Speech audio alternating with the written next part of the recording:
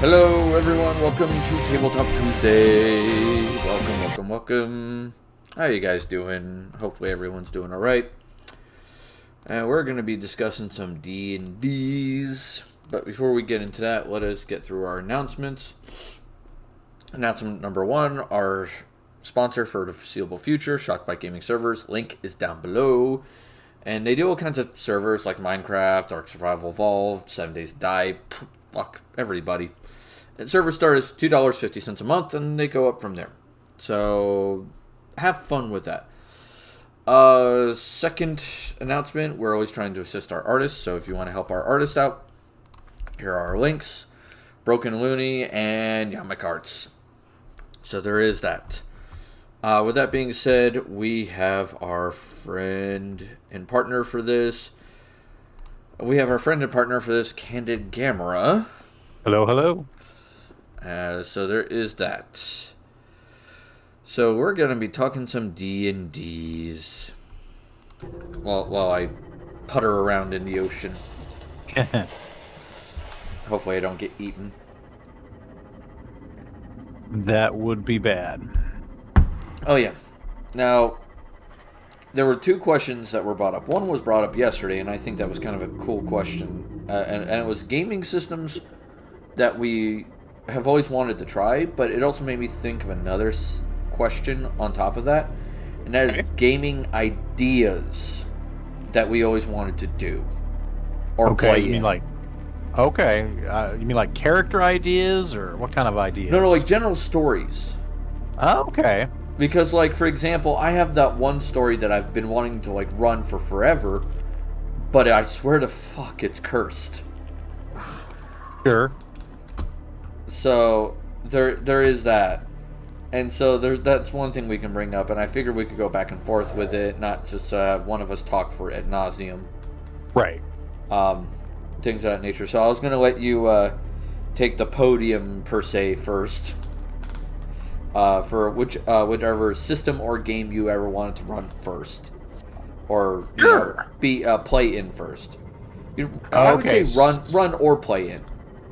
Well, I'll talk about ones that I've wanted to run first. I always, and I recommend that any GM does this. If you have ideas, keep a list. Put them in a Google Doc. Write them down, because you're going to have a chance to maybe revisit them. But at a certain point, you look at that list and it's like, I've been saving these up for years. Am I ever going to get to do this? So yeah, I was going to say, speaking of that list, let me see if I have my list. Because I have a giant list. Where are you? Mm-hmm. Yeah, I call it the games voting list. Sure. Not too long ago, I actually did get to take one off my list, so I was very pleased to actually get a chance to run one of the ones that I'd been kind of waiting on. But I've got, a lot of ideas for sci-fi games, for superhero games, and I think one of the more unique ones that I came up with was I've always been a fan of Mechton Zeta as a game. Yes. And I wanted to do a giant robot game, but a giant robot game with a little bit of a twist. And so I have this idea of, it's your classic Gundam style plot where you've got, multiple factions warring for this area of space. You've got kids that are piloting giant robot suits, and they've got some special powers.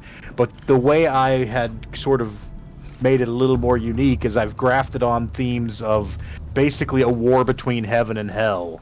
Someone went out into space and essentially, like the movie Event Horizon, tore open a portal to hell, and now demons are pouring into space. And humanity has to try and battle this with giant robots, essentially. But the long-forgotten lineages in humanity of where angels and demons used to mingle with humanity on the planet have been awakened. So you have people who have an angelic bloodline who have certain abilities, or people who have a demonic bloodline who have different abilities. And so it's like Gundam grafted onto themes of, like, I don't know, like a Diablo type thing. I would say Doom. Yeah, Doom. You could do Doom. That's very new Doomish. Sure. Like Doom and Doom Eternal. But yeah, just basically have those elements and play with the giant robot thing, but with also some elements of the supernatural, and even like the demons could have like quote unquote giant suits, but the giant suits would be essentially smaller demons that had been warped and twisted into kind of a pseudo technological form. So you have, giant robots on the one side, and then like parodies of giant robots made out of horrible twisted demons on the other. It's like that. That's not fucked. Gotta be a little bit fucked. That's a little fucky wucky. It's like, oh boy. So yeah, that's one that's on my list that I doubt I'll get to, just because I just don't have a group that digs giant robots the way I do. That is fair. I I remember. I think it was Dalton, or was it you, that basically wanted to run Mechton Zeta, and I had an idea for a character. I think it was Dalton, Could be. and it was I was gonna run a non-pilot, Mm-hmm. and I was gonna run second seat in a suit. Yeah. Like a bomber navigator type. Yeah, very science oriented dude, and just basically like, I'll get this fixed, and so on and so forth. Give me a second, Jerry. Just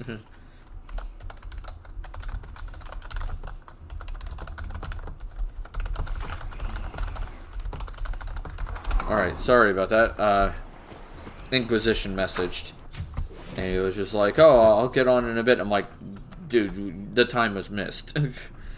Yeah. Sorry, man.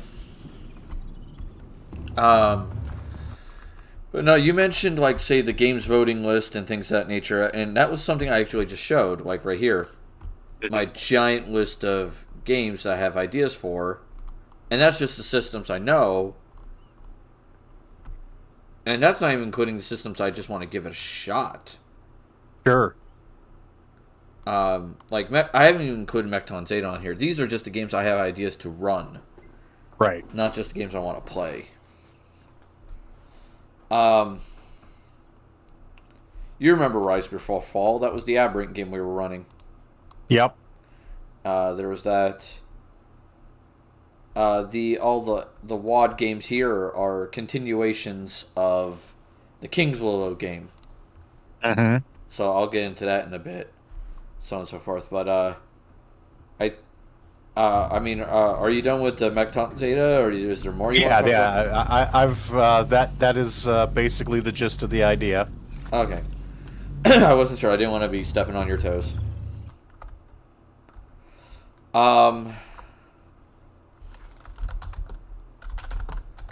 So, like, for me, the big game that I've always been wanting to run, and I just never get a chance to run, and it drives me up a wall, is the aquatic game for D&D/Pathfinder. Mm-hmm. Like, every time I try to run it, I hit a wall.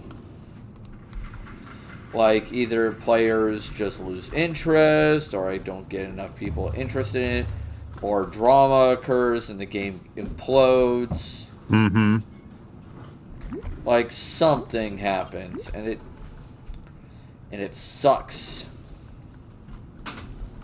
And it aggravates the crap out of me, too, because, like, it's an interesting world, it has an interesting storyline to it, and it's not like it's a hard storyline, it's just like there are general plot points I want to hit as the story progresses.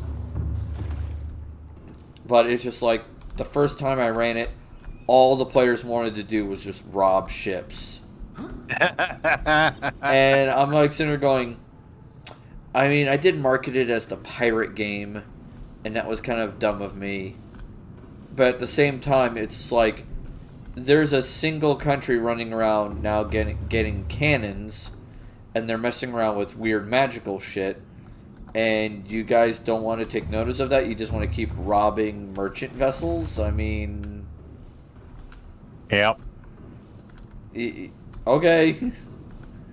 And it got to a point where the game just fell apart because they got bored, and I'm like, well, this game's boring. There's not enough plot. I'm like, I'm literally throwing plot at you, and you're ignoring it. Yeah. All you want to do is raid shit, and there's only so much I can do plot-wise with raiding shit. Very true. It's like, come on, guys. Use some common sense here. Damn. So, like, that kind of fell apart. The second time I ran it, people ended up moving away, so that made the game fall apart. And this most recent time I did it, that was the drama. The drama had occurred, and that destroyed the game. Yep. And that pissed me off. Because it looked like it had the best chance of succeeding, and it died, and I was like, son of a bitch. It's like, really? Yeah. And it really hurts me when that happens, too. Like, you have a great idea, it's going well, and then something that's pretty much outside of your control occurs, and there's nothing you can do to stop it. But no, the aquatic game I think would be very fun. If I had the right players, it could definitely be entertaining. I know Anne wants to do it because she has a druid in mind she wants to play. Right. For me, I have an NPC I want to run with in the world that ventures with the party, and I know a lot of people have issues with DMPCs. Sure. But if you know how to do it right, it can make it so it doesn't take away from the game. Sure. It's just a matter of making sure that the players are still the main characters. I have often thrown in a quote-unquote DMPC to help the players, but I make sure that DMPC is not the one making decisions. They're not the ones, trying to get the moments of glory. They're just there to facilitate the party. Yeah. Like, two good examples I have of DMPCs are in To Make a King, I had Grog, or Gorgogthiathdochthin, or something in Orc, but everybody shortened it to Grog. And he's a half-orc barbarian. And he was very lighthearted, he was very, he seemed very simple-minded, but in reality he actually had intelligence, he just didn't understand human culture very well. Because he was raised by orcs. Sure. But he was big, strong, and he basically stood in front of everybody to take damage. Because he was an invulnerable rager.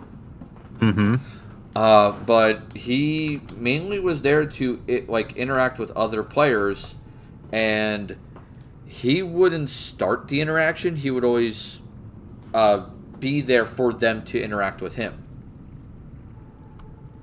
Like, he was basically, you would have to go and talk to him. Sure. It was very rare he would speak up unless he wanted something like food or sleep or something. Like, Grog tired. The one in the aquatic game, and I love him to death, is Runir. He's a half-dragon elf, template main drunken master monk. And the best way to describe him is he's like this drunken, good-hearted, almost frat boy dude, but he's like the total bro. Like, he's there to listen to all your problems. He is almost a therapist in a way. Yeah. Like, he everybody in the party ended up coming to him with their issues. Like, all the time. Yeah. And it was funny because, like, it wasn't like I was doing that on purpose. It was just more of like, oh, hey, Rainier's up and about. Let's have a drink with Rainier and, talk about things. And it turned out that's how it worked out. And I was like, okay, sure.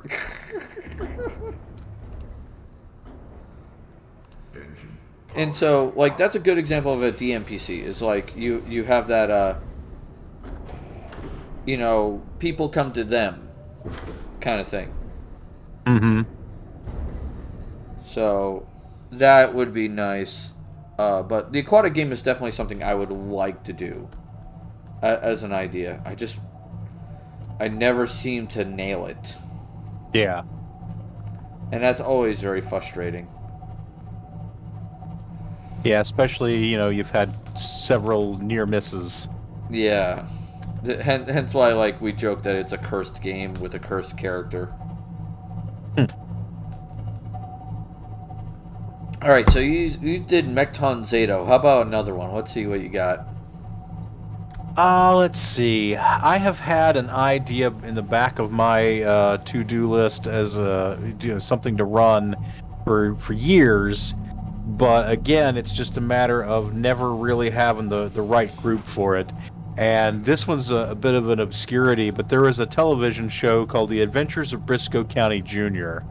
I Why want does to that say in the name sound familiar?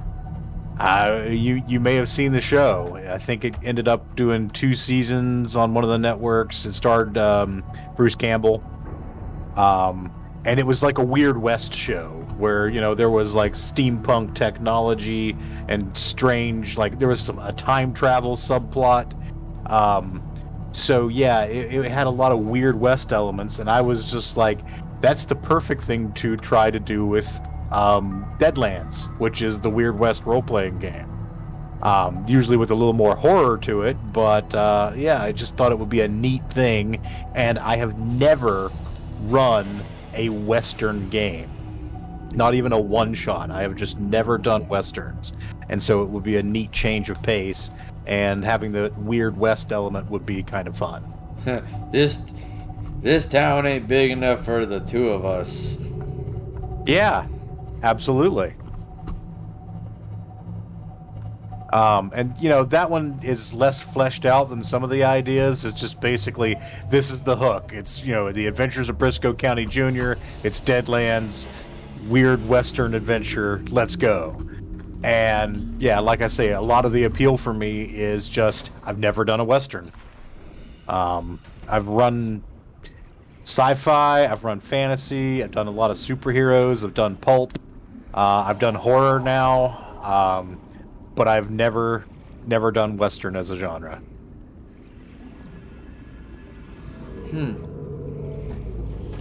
I don't think I have either.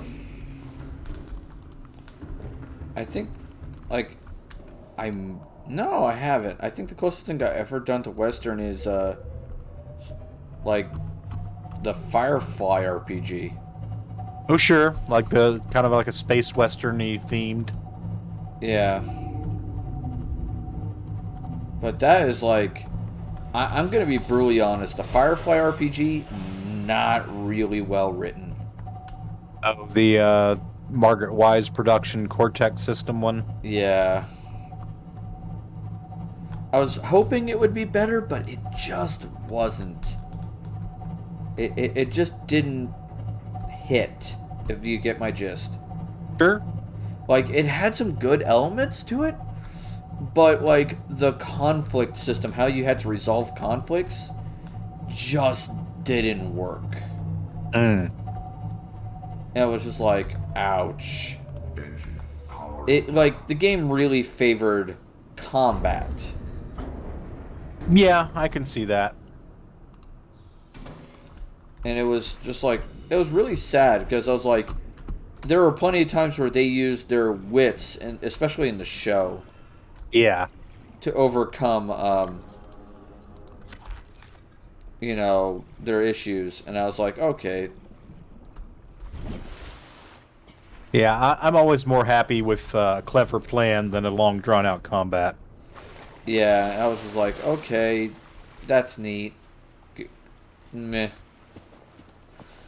Like, don't get me wrong, combat has its place, but every now and then you...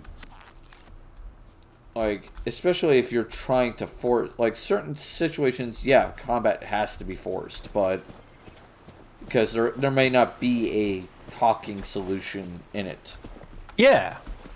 But if you're dealing with an intelligent foe who has objectives that can be achieved through talking, then come on, use some intelligence here. Uh-huh. It's like this is dumb. I just do not get why some systems just have it in them that they have to do all combat all the time. Well, I mean, some systems are just built that way because the people building them really enjoy that, and there's nothing really wrong with that. It's just a little frustrating when, those of us who prefer a little more balance can't, find our vibe with those games. Yeah, I guess. But yeah, a Western can be kind of cool. Especially if you do it right. Mm-hmm. I remember one scene in Firefly where they're disguised as a bunch of women, and one of the guys, the main character, kind of pulls out his gun and he goes, "If your hand touches metal, I swear by my pretty floral bonnet, I'll end you." Yeah. I was like, that's cute. That's a non-combat way of resolving something. Yes. It's like, give me that.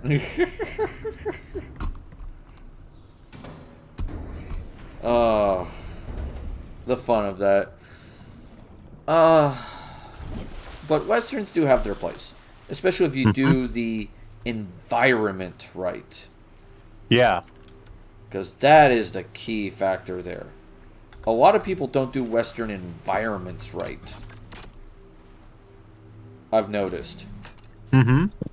They're like, oh, I'm just going to base it off of, this pathetic town in the middle of nowhere. Everybody's, beaten by this one gang. And I'm like, that's sort of Western, but that is very stereotypical. Yeah. Scans indicate this structure is composed of a metal alloy with unprecedented... And you could do a lot more with it. Matches found in Oh, yes. Performing structural analysis. Yeah, I mean, a Western game can have elements of, exploration, because, you've got essentially a new frontier. You can do negotiation with, local tribes of indigenous people. You have a lot of different elements you can bring in. You can try to help a town develop. You can do mysteries with a Western game. Oh, you can definitely do mysteries with a Western game. I'll give you one example. One of the games I was wanting to do eventually was a game called Retake the Wilderness. And it was a Pathfinder game. Sure. And the premise of it was the party is given a task by a king or government or something. I'd come up with something. Yeah. Depending on the players' backstories. And they're sent to a wilderness-like area to help develop it. Now, There is already a small outpost out there of maybe 50 people-ish. Right.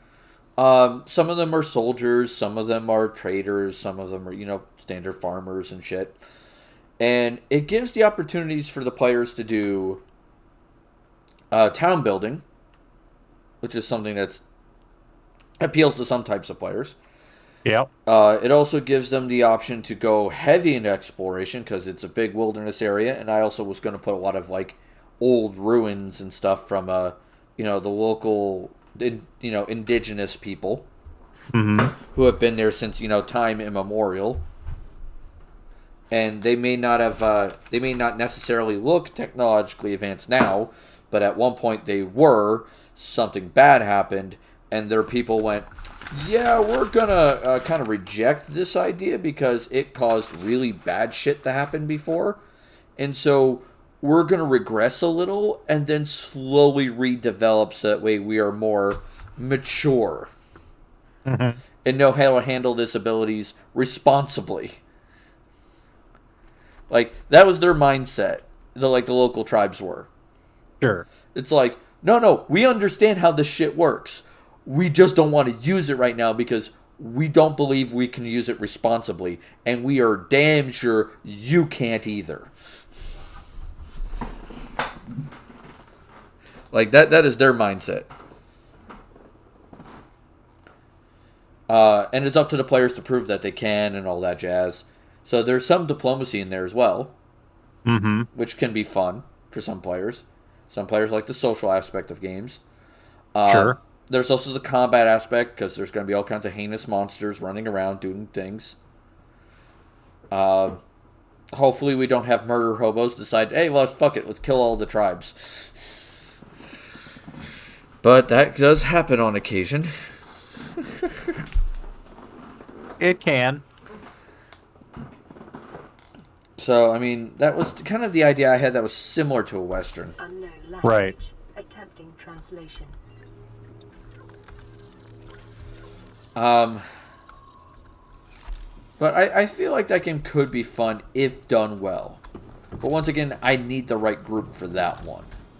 Right. That is not something I can just throw together with a random group of people and I feel comfortable with. That was one I feel like I'm definitely going to need the right people I can trust. Yeah. That is not something I want to jump in on. You know what I forgot to do, I bet? I bet you I forgot to do it here. Yes, I did. I'm an idiot. Remember how I posted everywhere on Facebook and all that jazz? Yeah. I forgot to do it on Discords. Whoops. I feel dumb, but that's okay. I can do it while we're talking.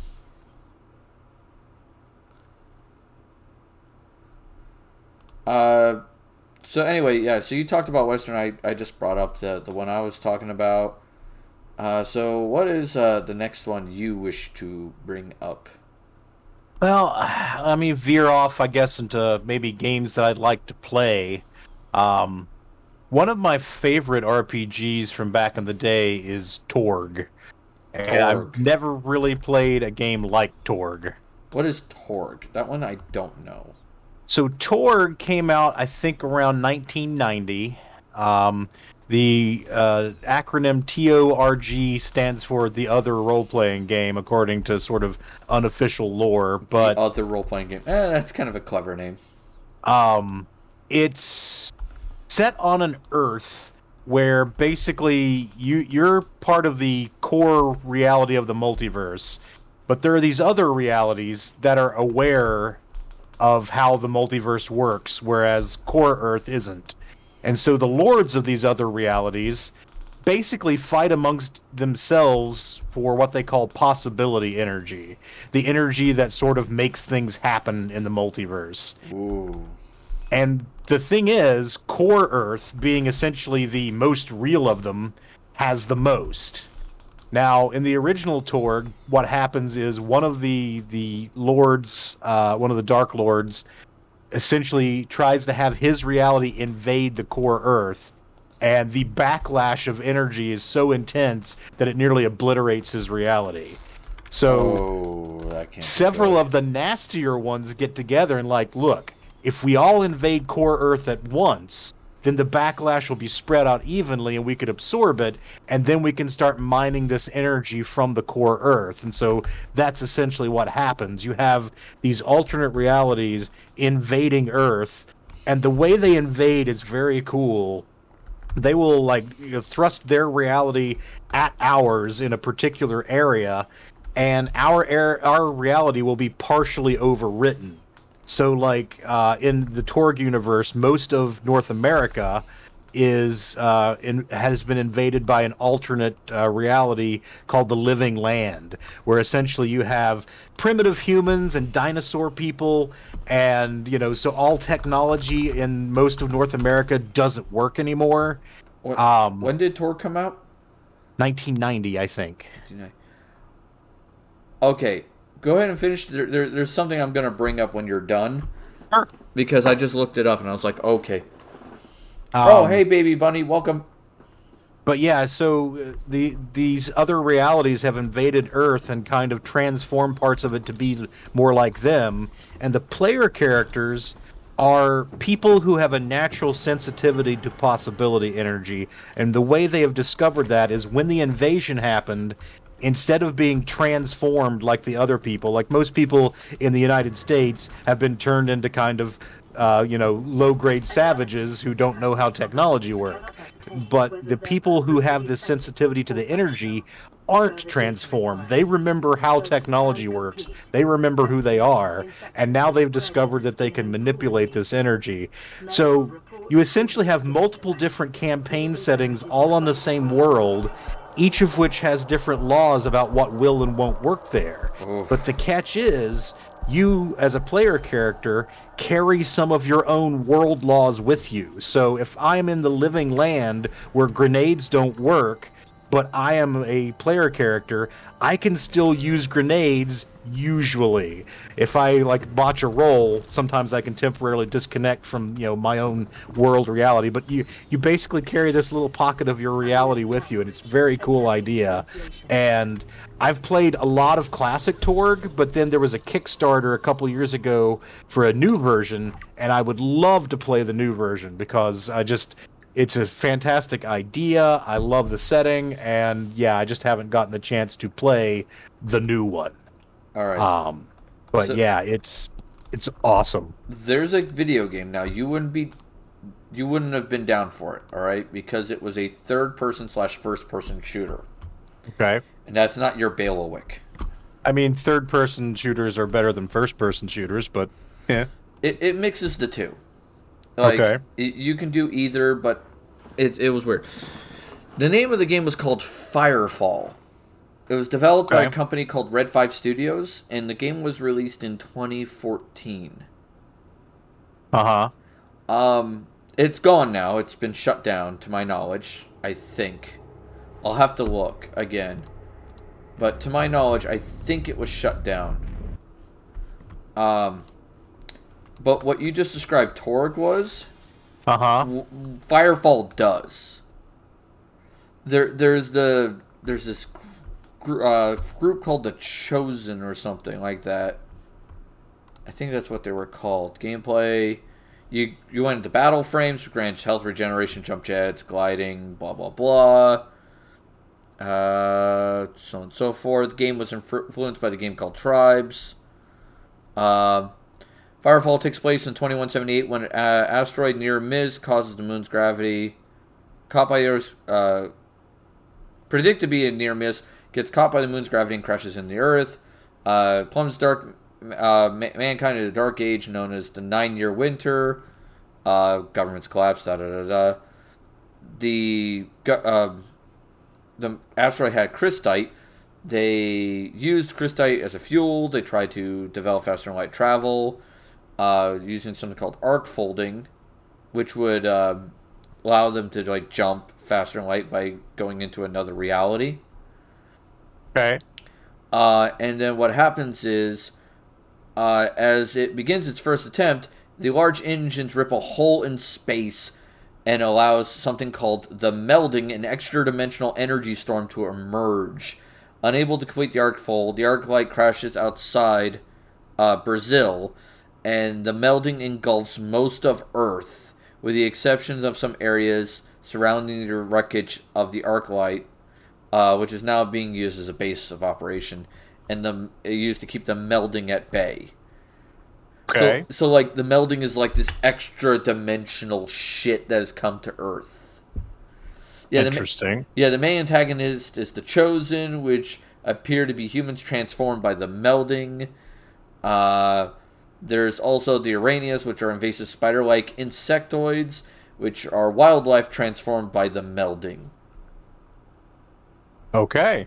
So, when you were talking about that Torg, Yeah. this sounded very familiar to me, and it sounded like Firefall, and I was like, I'm fairly certain Firefall got inspiration from this.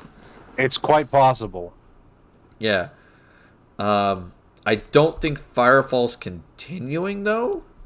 To my knowledge, I think they shut their servers down. Yeah.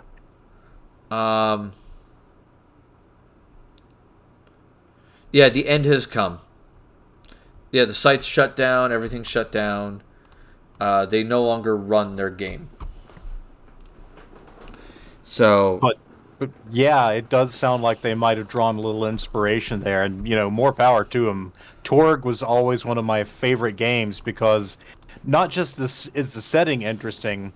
Torg had what they called the drama deck, which is how you determined initiative. It was a specialized deck of cards, and each card you drew would have special conditions on it. Like, well, it would tell you if the heroes go first or the villains go first, but it would also say, like, if you do this certain kind of action this round, you can get a bonus. And also, player characters would have a pool of possibility points they could spend to get, like, roll again and add type bonuses. And you would get to draw cards from the drama deck and spend those to do things. There is a card called Opponent Fails. And if you had one of those and your opponent attacked you, you could just play that card and the attack misses. There was even stuff like there was a subplot elements. There's like an unexpected romance card that someone shows up and has a crush on your character, and the GM would work that in. And then there was also an ongoing subplot card, so any one of those temporary ones you could turn into an ongoing subplot. It was very cool to have that narrative control in the hands of the players, and I think it was one of the very early RPGs to do that. Like, a lot of games have that element of you've got hero points or inspiration or something, and you can spend it, like if your character's in trouble, to do something to maybe help your character get out of trouble. But I think Torg is one of the first ones to say, yeah, your player characters are protagonists. They have this ability to kind of influence events in their favor, and here's how we model that. yeah, which is kind of neat. Yeah. That is definitely an interesting system. Like, I've not heard of Torg before, and that's why I was like, you talked about it, and I was like, that sounds like, that sounds so much like Firefall, and I was just like, damn. It was by West End Games, and was thus overshadowed somewhat by the other major RPG that West End Games was producing at the time, Star Wars. Was that the Star Wars D20 system? That was Star Wars D6. Star Wars D6. The original Star Wars RPG was at West End Games from, I want to say, 87 to somewhere up in the 90s. But Torg, they actually had several RPGs. They also had like a Ghostbusters RPG that used the same system as Torg, pretty much. That one was kind of interesting because they basically took the principal position that, okay, the Ghostbusters movies happened. Your player characters are members of a Ghostbusters franchise. Like, you're the Chicago Ghostbusters or whatever. And so it had rules for setting up your franchise and things like that, which was cool. Trying to think. There was Master Book, there was Shatter Zone. There were a number of games that used the same engine as Torg, which was basically roll a d20. If you get a 10 or a 20, you can roll again and add. And if you get another 10 or 20, you can keep doing that.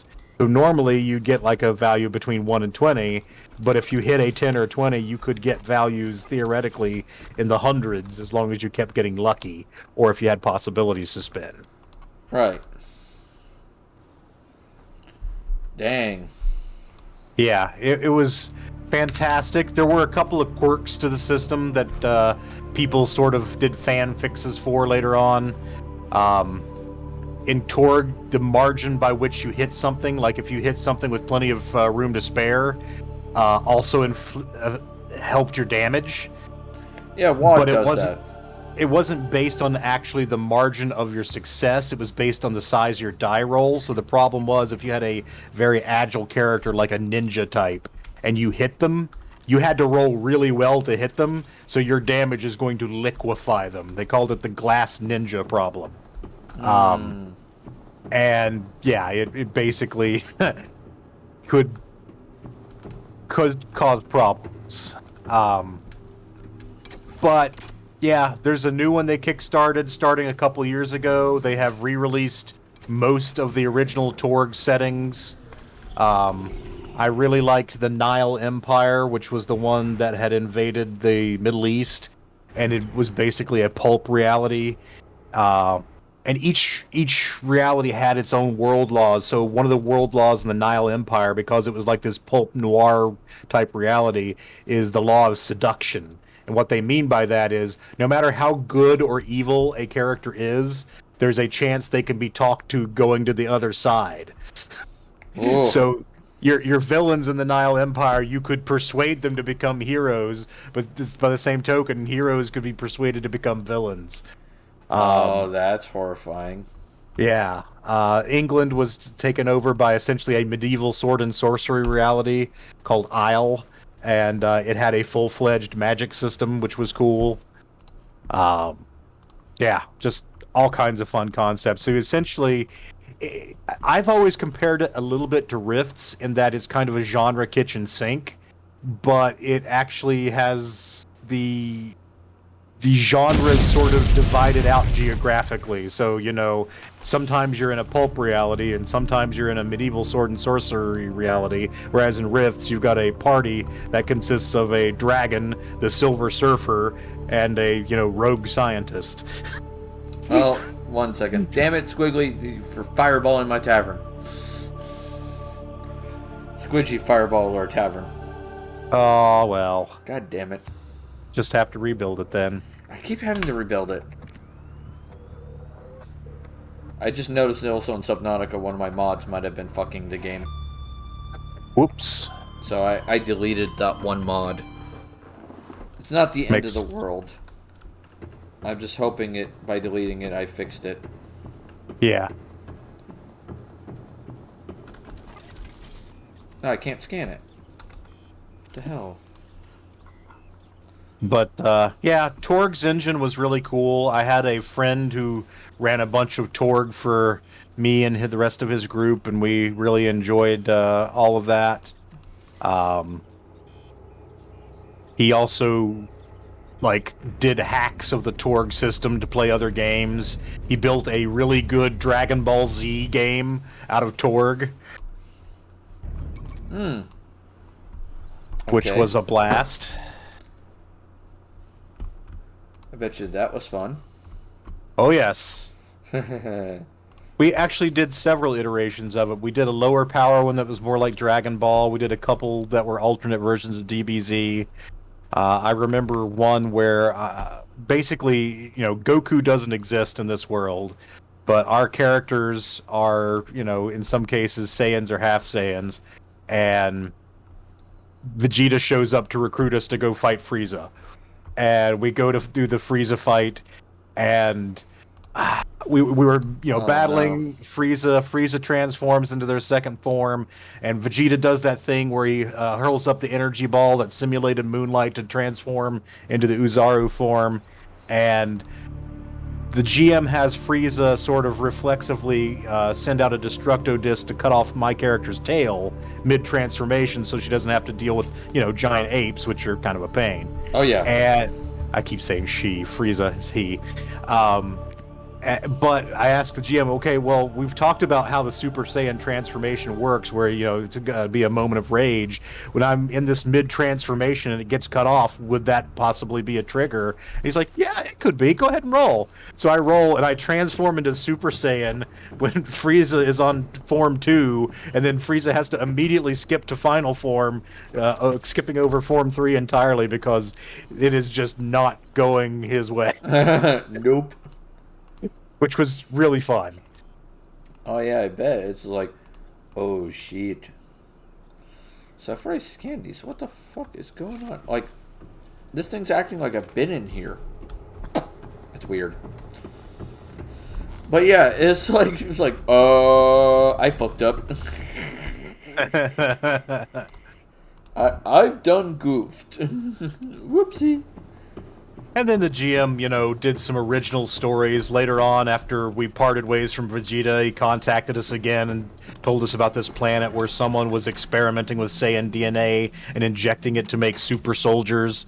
And they could partially transform, channel energy, and their hair would get gold streaks through it. We were like, it's a super something. It's not a Super Saiyan. It's just a super something. Is broadcasting a message. Translation reads: It was a blast. Oh, I imagine. It sounds like it'd be fun. The weapon. This planet is under quarantine. That sounds like it'd be a fun time, indeed. I would love to play more anime-themed games in general, just because, yeah, it's not really a genre, it's more of a style, but it's a style that I haven't done a lot of. Yeah. I would say, for me, the one anime game I've played in was back in the day, and it was my friend Patty was running it, and it was an Utena RPG. Oh, okay. And it was set after the show, Okay. and there was multiple women possibly who could become the Rose Bride, Right. and there were multiple duelists. Sure. And I played a duelist who used a whip. Nice. I was like, yeah, I figured the reach could help. And so there was that. While my character was good at combat, he was not good at social. And we used a system called Besom. Big eyes, small mouth, yes. Yeah. So like I often got screwed into situations that did not go well for my character. Yeah. And I was like, oh, that's not good. So I ended up having to deal with that. And it was funny because a lot of the people who were playing the women in the group were going for Rose Brides. Mm-hmm. And oh my god, like, because like we had our first duel, and I of course my character got shanghaied into it because I got into a fight. Yep. And I wrecked the dude because I was very, very good at fighting. And then suddenly all three of the women who were going for Rose Bride status went, I need to manipulate this man. And I suddenly found myself being everyone's little bitch. Nice. Oh my god, it was like, well, I'm gonna have a fun time. I did enjoy Big Eyes, Small Mouth. It's one of my favorite anime RPGs. I haven't played all the editions of it, but I owned first, second, and third edition, and then they've just released a new fourth edition, but I haven't bought into that yet because the guy who ran the company that made it screwed over a bunch of freelancers back in the day, and geez. there are indications that he's playing it, much more fairly this time around, but a lot of the people who did work for him never got paid from the last one, so it's still kind of annoyed about that. But yeah, they had the licenses for a ridiculous number of anime. I mean, that Utena game, I assume there was the official Utena book. Wasn't it? There was one, but it wasn't like fully used. Like, okay. There were a lot of things in it that were not helpful. Yeah. I'm just saying, like, I had the Demon City Shinjuku book. I had the Tenchi Muyo book. I had the Slayers books. They had licenses for tons of anime. They were just cranking those out. Oh yeah, they were cranking them out all the damn time. It was insane. But yeah, I really enjoyed a lot of their work. One of my favorite convention games was a Big Eyes Small Mouth game. Where have you seen the anime Slayers? A long time ago. Okay, so comedy, sword and sorcery. Yeah. And we were playing Slayers versus Castle Ravenloft, like the classic D&D module. And I probably don't have to tell you if you remember much about Slayers, but yeah, Castle Ravenloft ended up as a pile of rubble by the end, because Lena Inverse and her Dragon Slave spell just... Yeah, obliterates everything. Yes. I had so much fun playing Gowry, the dim-witted blonde swordsman. It was one of my best convention experiences ever. Oh my god. I do like playing the big dumb guy sometimes. Oh yeah, sometimes it's fun to play the big dumb guy. But oh god, I remember that game. One game I definitely want to try though. I just got my hands on it, and there's still a humble bundle for it for more books, which I may pick up on my next paycheck if I have any spare funds. Sure. Is Star Trek Adventures. Yeah. I'm definitely interested in trying that. It looks interesting. They just came out with the Klingon books. Oh, nice. So now you can be a, like, they had the Klingon Empire set up. I'm waiting for them to come out with the Romulan Empire books. That'll be kind of neat. They already have rules for how to play a Romulan.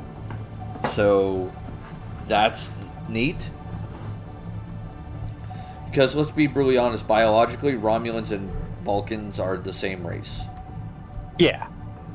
It's just a societal difference. Yeah. And so you have to take that into account. But other than that, I mean, shit, man.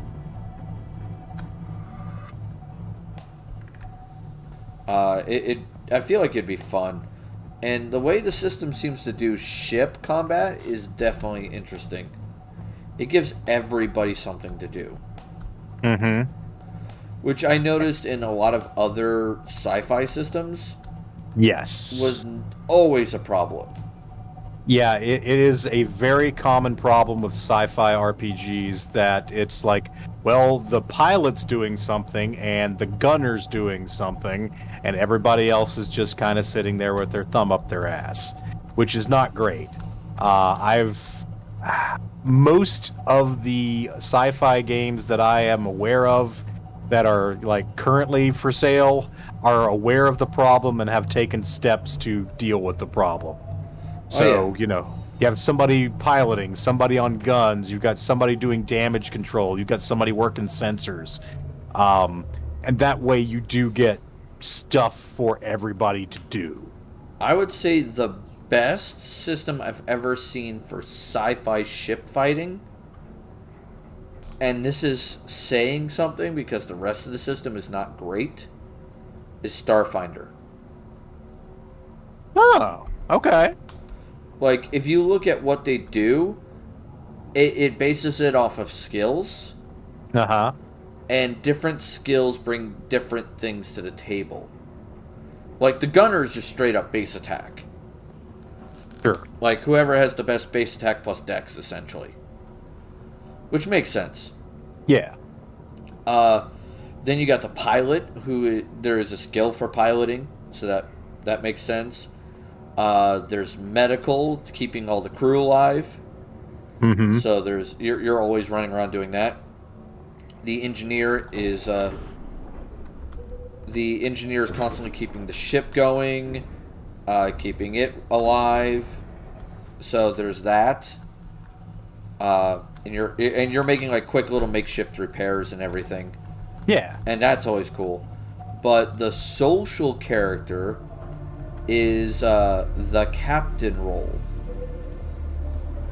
And for the captain role, they essentially use their social skills, depending on what social skill they need at the time, to buff the other characters. Yeah. Almost treating them like a bard. Makes sense. Which is kind of neat. But also debuffing the enemy if they get them on communications. Nice. So it's like, oh, okay. That's different. Because like a lot of systems don't always include how to mess with your enemy. Mm-hmm. So it's like that is always fun. It's just like why wasn't this included? Yeah, Traveler has good tech for that sort of thing. Um, Stars Without Number has good tech for that sort of thing. I think those are the two that I have mainly looked at in terms of like ship-to-ship combat stuff.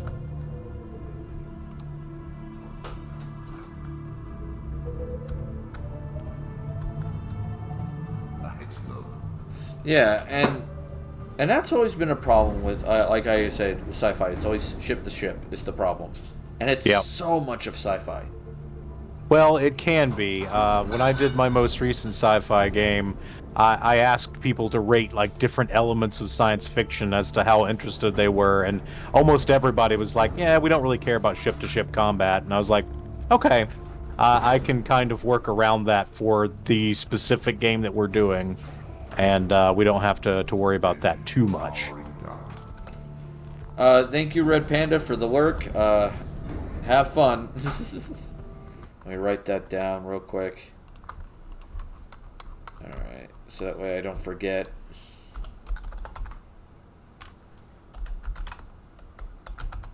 Red Panda Docs, there we go. But yeah, Star Trek Adventures is something I'm definitely interested in. I want to give it a try, see how well it goes. I have this impression that it'll go well. Mm-hmm. I don't know. How do Your gut says. my gut says it. Like, I can't put it any other way than that. Sure. And it's really annoying that I can't. It's like, god damn it. It's like, It's like, I want to explain it better than that, but I can't. It's like, fuck. Just don't have the words. Yep. So yeah, for me it's Star Trek Adventures. So what about you? You got anything sci-fi-y that stands out for you? Yeah, I am currently running a sci-fi game, and I had 5 different ideas that I put before my character or my players last time and had them kind of select their favorite. I will be honest with myself that at least one of those was one I was kind of wishy-washy on, but I did not expect the Guardians of the Galaxy one to be their favorite, but that's the one we ended up with. So I'm doing that with Mutants and Masterminds. So the emphasis there is less on the ship-to-ship combat and more on the player characters using their strange abilities, to do things more directly. But yeah, I looked at Traveler. I really like Traveler, and I'm hoping to get to run it in the future. But Traveler out of the box has a big emphasis on here's your ship's cost to maintain it and keep it fueled and running. You have to go take jobs to keep it fueled and running. So essentially, it requires you to manage the economics of the spaceship, and that's not everybody's taste. Now, Oh, no. Traveler can do other Welcome, things. Traveler. There are, tweaks you can make that are given in some of the optional rules. It's like, if you don't want to run it this way, you can do Star Trek or Star Wars. It's fine. But it's just the default version of it is kind of that, well, we got to take this job or else the ship's going to be out of fuel. It's very much Firefly by default. Alright, 1 second. Ladies, welcome Lady Sky Vader 0410 to the tavern. Grab yourself a mug of ale, pull up a chair, have fun, and don't fireball my tavern. Alright. But yeah, Traveler, I definitely want to get to run. I also really like Stars Without Number. Some of the criticisms of Traveler are just completely sidestepped by Stars Without Number. So I like that. It is a class and level system. You can level from 1 to 10.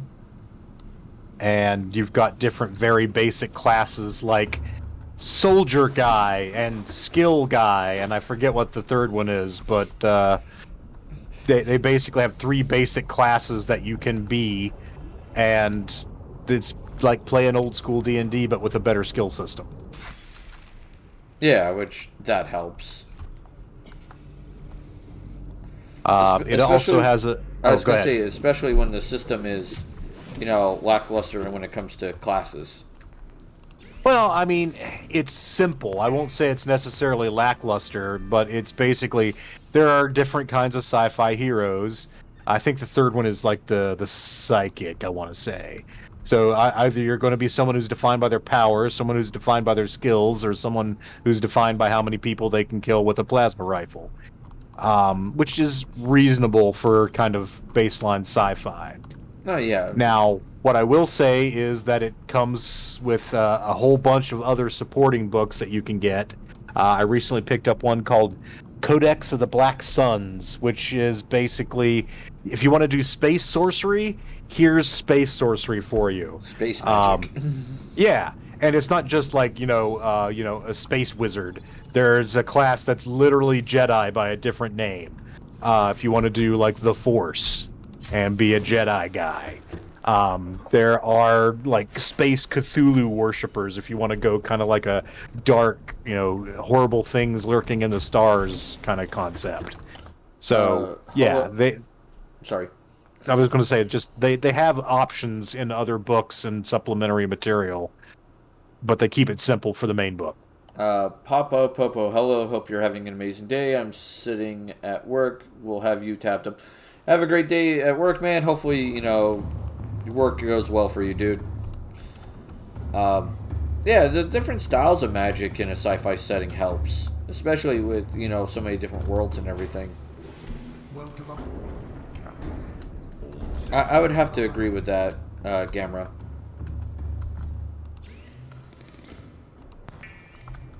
Hello? Hello. Oh, okay. It went quiet for a moment. I was like, oh god, I think it just disconnected everything. No, we're good.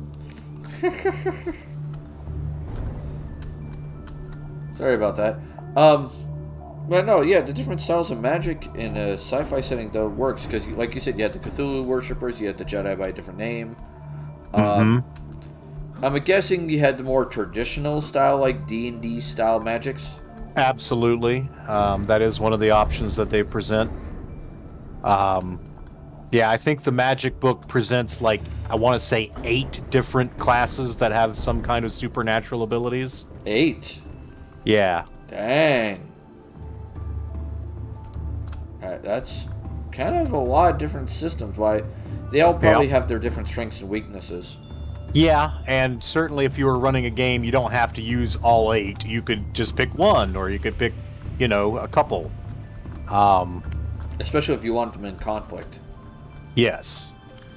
But the other nice thing about Stars Without Number is the core book for it is absolutely 100% free. Neat. You can buy a version of it that comes with an additional section that expands on rules for cybernetics and things like that. Cybernetics, AIs, and I forget what the other supplementary material is, but if you just want to have the basic Stars Without Number rules, you can get that PDF for free on Drive-Thru RPG. Oh shit, I'm being raided. Oh no! The Hansi Lou's raiding me with a party of 5. Protect the women and the sheep. The women and sheep. Quick, get the weapons from behind the bar. Welcome everyone to my tavern. Enjoy what you found here. Thank you, Lou. I wonder if the SO will work. Well, we're gonna give it a try. SOTNG. Okay, hopefully I typed this right. Hansi. Please let this command work. I tried this one. Yeah, I got it right. Haha. All right. So welcome everyone, raiders, to my tavern. We have plenty of mugs of ale around for everyone. We're talking tabletop RPGs, things that, me and Gamera, who is my partner in crime on this, that we've wanted to play. We just never get around to because either someone's not interested in or whatever. Thank you, Hansi, for the biddies, giving them to our nice little owlbear, making sure he's nice and fed. Thank you. Welcome, traveler. Welcome, Stoned Jedi 66 to the tavern. Grab yourself a mug of ale, pull up a chair, and have fun. Just make sure you don't fireball my damn tavern. Sorry, it's not a massive late, but it's like, hey man, I'll take any raid. I appreciate the people being here. That's the main thing. Isn't that right, my friend? Absolutely. Yeah. We're just here to educate people on tabletop RPG shit and have a good time. And, you know, repair the tavern after it's been fireballed. Because, god damn it. I'd say another RPG, though, I'd want to do, Mm-hmm. and I haven't gotten a chance to try it out, is the, what is it? It's the Warhammer 40k one. The current one? Might be the current one. It was Rogue Trader. Okay, so that is actually the previous one now. Yeah, the previous one. What's the current one, then? Wrath and Glory. Wrath and Glory. I have not gotten to try really any Warhammer 40k ones, other than Dark Crusade. Yeah. And Dark Crusade was not very long. Yeah. It's unfortunate, but it happens. Yeah, I was gonna say I have played oh god, Dark Heresy, which was one of the same family as Rogue Trader. They basically released 5 different RPGs with the same engine that covered different types of characters in the 41st millennium. So you had Only War, which is playing an Imperial Guardsman. You had Death Watch, which was playing a Space Marine. You had Black Crusade, which was playing like a Chaos Cultist. Rogue Trader, the independent economic engine of the galaxy. And then you had oh god, I keep blanking on it because there's so many of them. Dark Heresy, which is the one that you're playing Inquisitorial Acolytes. Yeah. And there's Dark Crusade, which is the Forces of Chaos. Yeah, Black Crusade. Black Crusade, yeah. But yeah, I've played the Inquisitorial one, and I was so amused by it. It was by my friend who has campaign AD&D, or excuse me, ADD. I keep turning that into AD&D, but that's not surprising given the topic. But he basically can't focus on a campaign for very long. But I think we actually got 4 sessions out of him for the Inquisition game. And the wonderful thing about that game was we ended up crawling down some little hole in a city hive and finding like a previously destroyed inquisitorial party, and they had their inquisitor with them who had his inquisitorial seal of office. So we found his big capital I, and so whenever we needed to get access to anything for the rest of the game, it's like, hey, look at this and have us, make us happy before we say the word exterminatus.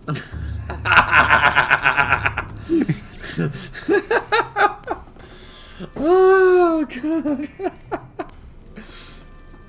Oh, that is heinous. I think the only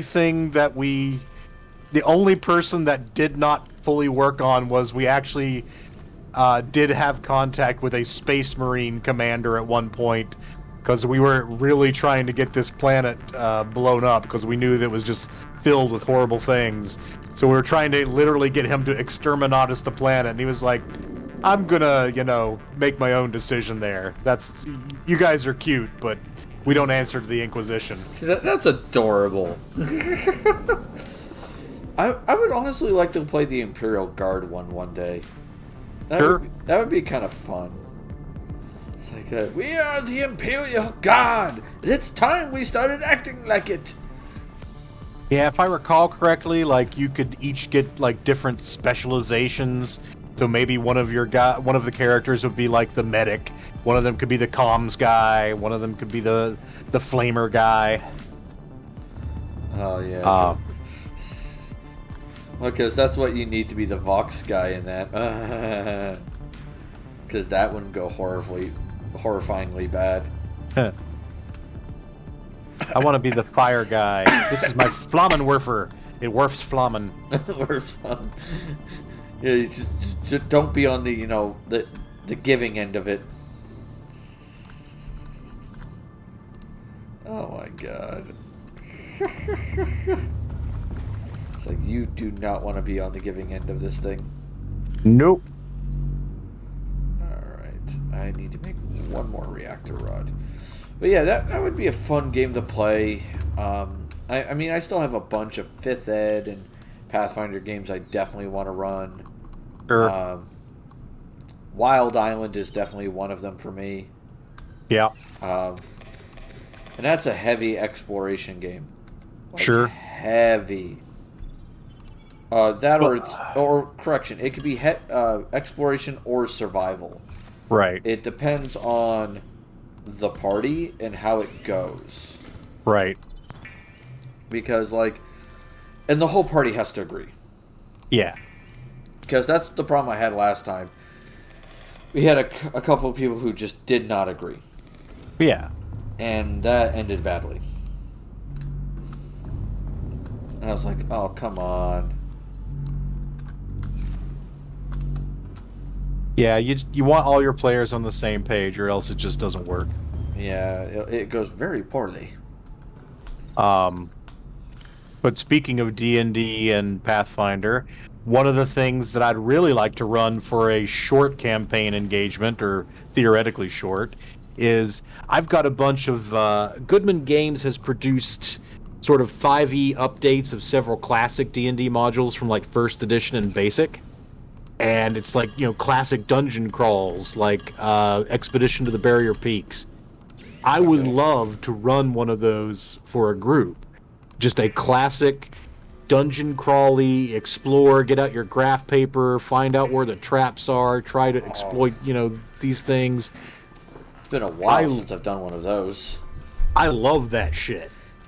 But do you remember the old dungeon, World's Largest Dungeon? I mean, I remember Undermountain, which was pretty big. Are you talking about the one that specifically called itself the world's largest dungeon? Yeah. Okay. Yeah, I don't think I've ever had a copy of that, but yeah, I remember it. The whole adventure is just in one massive dungeon. Yeah. And it is insane. Like, I played a barbarian in that, and I brought wood. Like, that was my shtick. I just came in with wood. And, like, a bunch of other fun stuff. But, like a lot of people were stocking up on, like, rations and all this other stuff. And I was like, well, yeah, that's important. And that, you should have that. And I was like, well, what did you bring? And I go, well, I brought, like, 10 days worth of rations. They're like, okay, that's not a lot. And I'm like, what else did you bring? I go, well, I brought 200 pounds of wood. And they're like, the fuck? And I'm like, well, simple. We're not going to find a lot of wood down there. And they're like, okay, that's fair. And I go, why do you need the wood? I'm going to cook whatever I kill. Yep. And they're like, oh. It's like, yeah. Now you get it. Yeah, now you understand why I have 200 pounds of fucking wood. And it turned out, oh, hey, 20 biddies to the owlbear. Thank you, baby bunny 16, for feeding our glorious little wonderful owlbear. He appreciates being well fed. Thank you.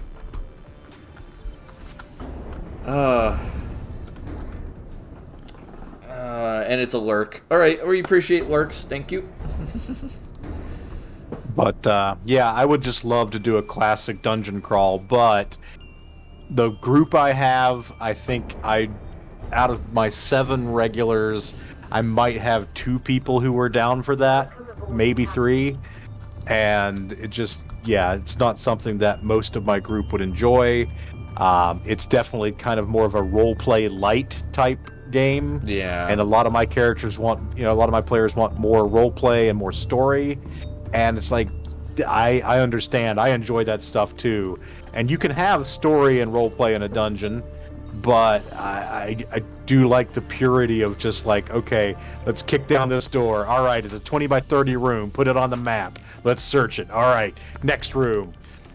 There's an orc sitting on a chest. Kill him. Take the chest. Very much Munchkin. It kinda, yeah. I mean, it's the essence of what D&D used to be that Munchkin was modeled on. Yeah. And there's nothing wrong with that. Like, there's a reason why Munchkin was so popular. Yeah, but I mean, Munchkin actually strips away the elements that I like best, which is like solving the puzzles and making the maps. Oh yeah, which is a problem. But it is what it is, and we work with what we got. Sometimes we don't have the players we want for the games we want to run. Yep. And that sucks. Well, I'm grateful to have the group that I do. I was just talking to some of them the other day about how we've not really had anybody come into the group who was like a total raging asshole or anything that disrupted the game. And yeah, I've been very fortunate to have just a nice, consistent group that behaves themselves, that is interested in role-playing, and we have similar enough tastes that we can play most of our games together. Yeah, most of the time. Every now and then you'll have a complaint. Well, I mean, I like to run superhero stuff occasionally, and at least one of the players really just doesn't like superhero tropes, so if I run a superhero game, I know he's probably going to sit it out. Yeah. And I know you also have a player that just absolutely hates anything morally gray. Yes, I do. Yeah. And I still have a player who dislikes that. And that's okay. It's okay to, dislike that. Yep. People like what they like, and sometimes, while that can be frustrating, it's not the end of the world. Yeah, I mean, I don't think I need to tell you that Matt did not express interest in playing in the Call of Cthulhu game. Why am I not shocked? So, in the Call of Cthulhu game, the 5 players I've got so far are 3 of my regulars and 2 of my irregulars. Which is okay. Yep. And actually, after we're done tonight, I am going to be talking to Mike to see if we can get him a character set up to be the 6th player. Oh, that'll be nice. If you can get him to show up consistently. Yes. I'm really excited about the possibility of Mike in a Call of Cthulhu game, though. Yeah, because he could really warp some minds. Like, this is Mike we're talking about. He's really good at that.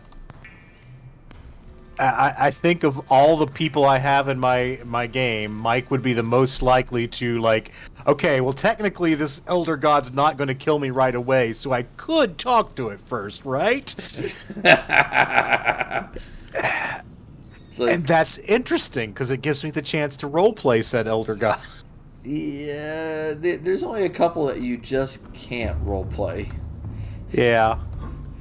Like, last time I checked, I don't think you can roleplay Azathoth. No, Azathoth doesn't really communicate. Yeah, all you have is head explode. But Nyarlathotep, on the other hand, is fantastic fun. Oh yeah, he communicates like a lot. Oh, yes.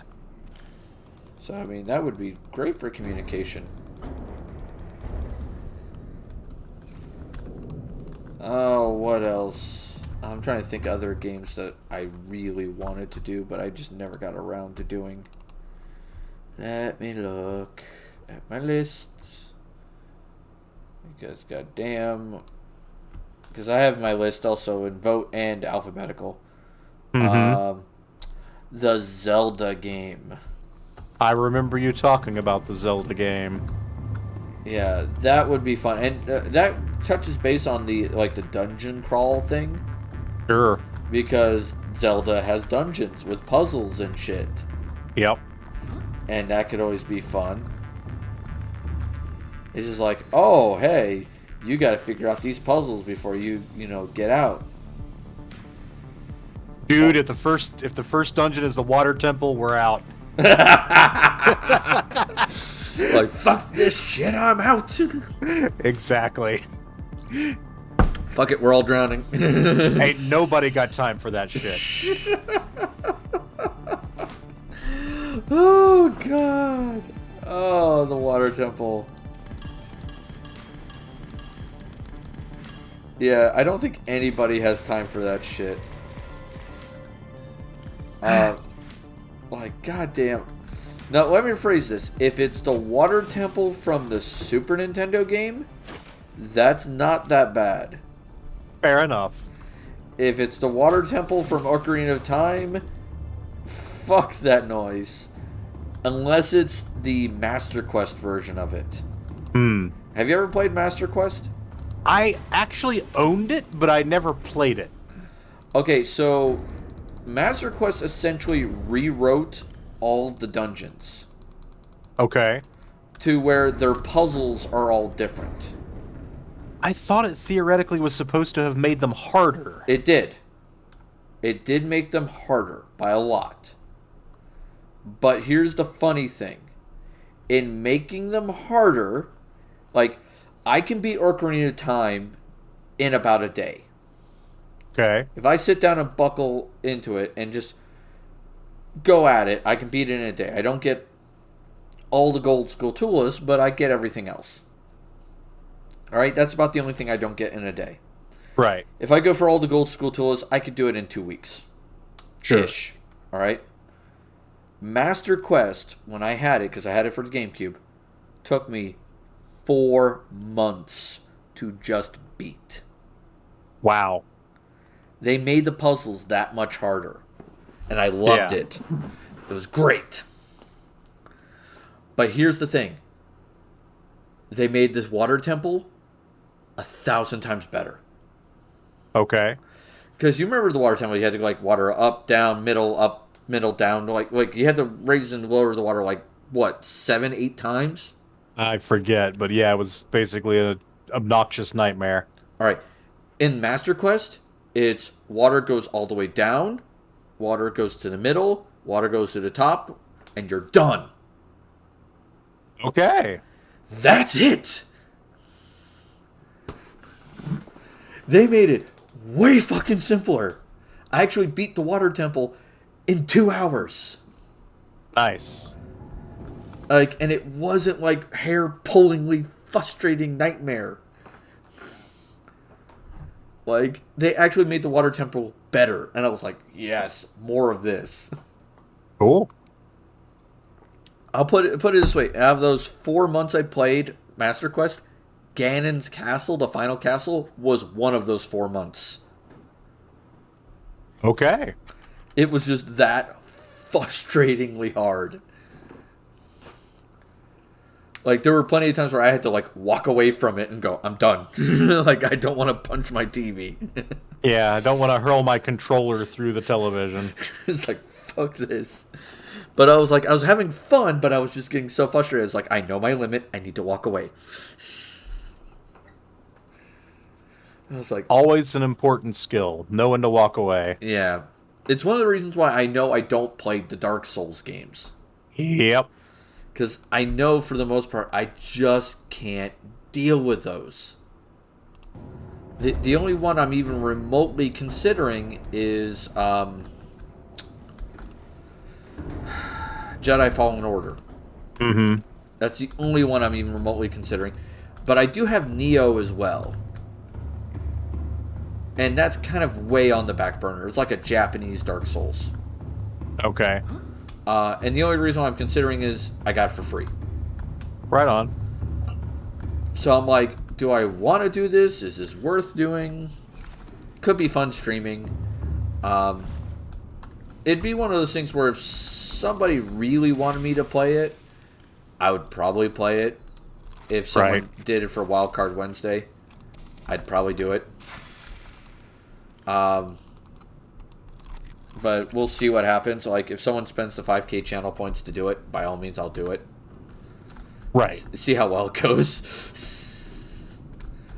Because it's like, this could end badly or this could go great. I'm not sure which. Oh man.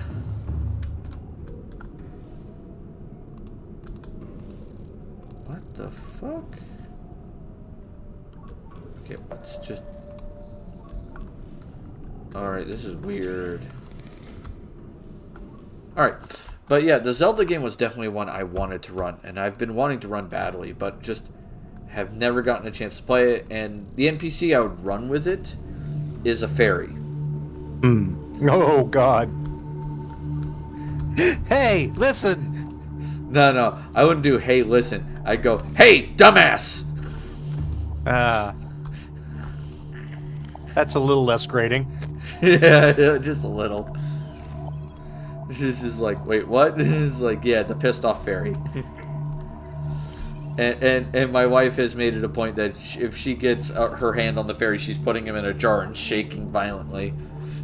It's like, okay, that would be kind of fun to see. I would have fun with that. It's like, oh boy. So there's that, and the Zelda game I based on, I would say it's a mixture of the N64 game and the Super Nintendo game. Right. Because I feel those two have the best chances of mixtures. I mean, they are amongst the best ones, I think. Yeah. I mean, Twilight Princess is really good, don't get me wrong. Same with Wind Waker. But their worlds don't mix with the others as easily. Sure.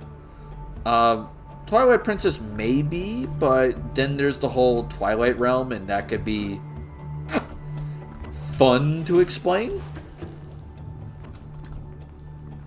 And if you're including the Super Nintendo one, you're already including the Dark World. Yep. So it's like, how many realms of existence do you want to throw at your players? True. It's like, nah, I'm good. You know what? I've had these guys hang out in here long enough. Hey guys, come on. We're gonna let you outside. I'm not sure if you're watching the stream or not. I mean, I've got one eye on it. I've got my other eye on playing Hollow Cure. Alright. So the things I'm about to release are called the Cuttlefish. Aw. Now we can play with them. When I let them outside. See, watch. Now here's a fun fact about them. They have more HP than the Leviathans do. Huh. The game developers did that on purpose. So that way they couldn't be accidentally killed. Neat. Where's the other one?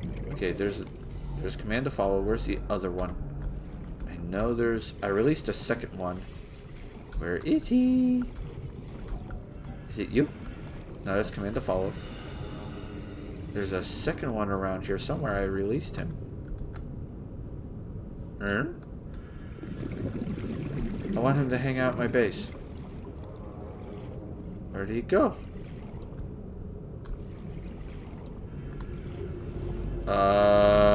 Nani?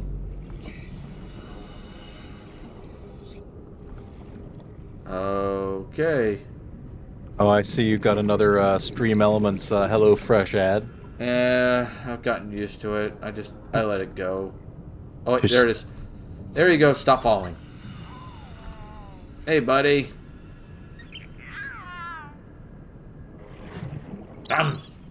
Yeah, he's happy. We gave him food. They're adorable. Oh yeah, they're cute as hell. There's 8 of them in this game. Mm-hmm. I found 2. And right I on. fully don't plan on leaving until I find everything. That Absolutely. includes all 8 of them. Okay, what the hell, game? I have this giant looking zone. How do I not have cords on the looking area?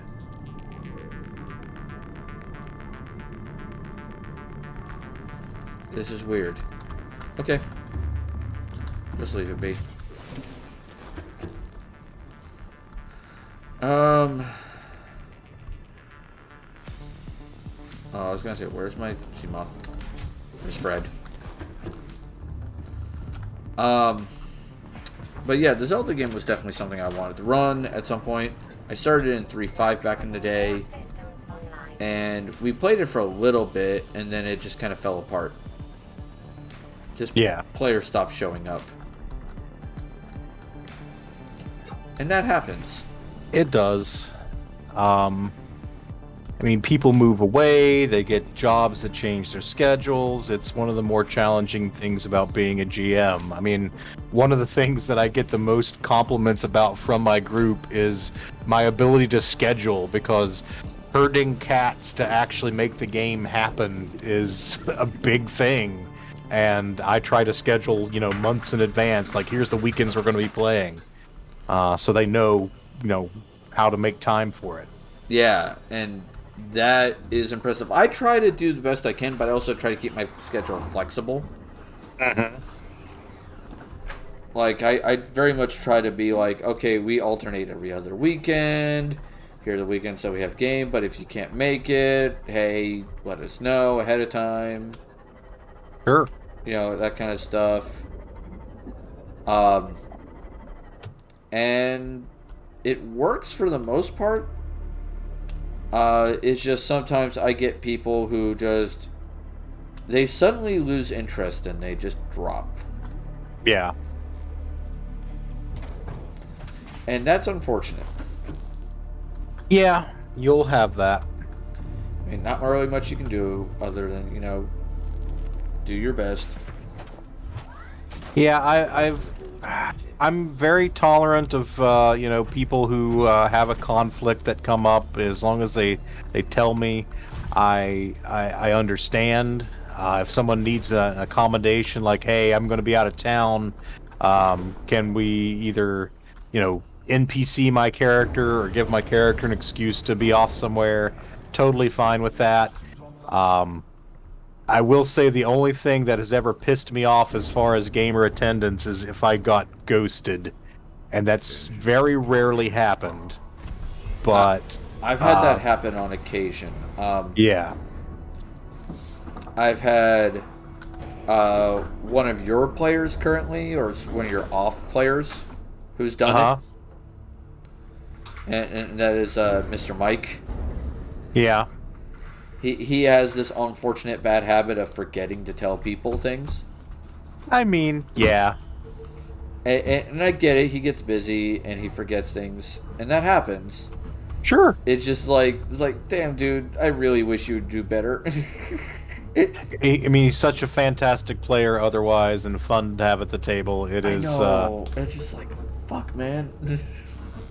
Just a frustrating and unfortunate circumstance. Yeah, it's just fuck. Another one is a player I used to have at my table. Her name was Sadie. Yeah. And she was really good. I enjoyed having her at the table. She was always fun. She always brightened up the table. But her anxiety made it so she couldn't come anymore. Sure. And there were quite a few times where she just couldn't even message me to tell me that she wasn't coming because she was afraid I was gonna get angry. And I was like, no, I'm not gonna get angry. It's just all I want to know is just tell me ahead of time you're not coming. Yeah, I've never gotten upset with someone who takes the time to communicate. I do have one current player who has moderately severe ADD, and as a consequence sometimes doesn't schedule well and forgets to reach out, but for the most part I'm able to compensate for that by just being extra careful myself. But years ago in college, Morgue Dweller's brother, at least as a Facebook friend. I've met him a few times in person. Okay. He was in a game I was running, and we were supposed to all be there at a certain time on Saturday to start playing, and everybody shows up except him, and I've got no call, no email, no nothing. And I'm like, where the hell is he? And so I call him about half an hour after game was supposed to start, and he picks up and he basically says, "Oh yeah, some dudes are coming over and said, they were going to bring some acid." And I was like, "You seriously? you you're going to a drug party?"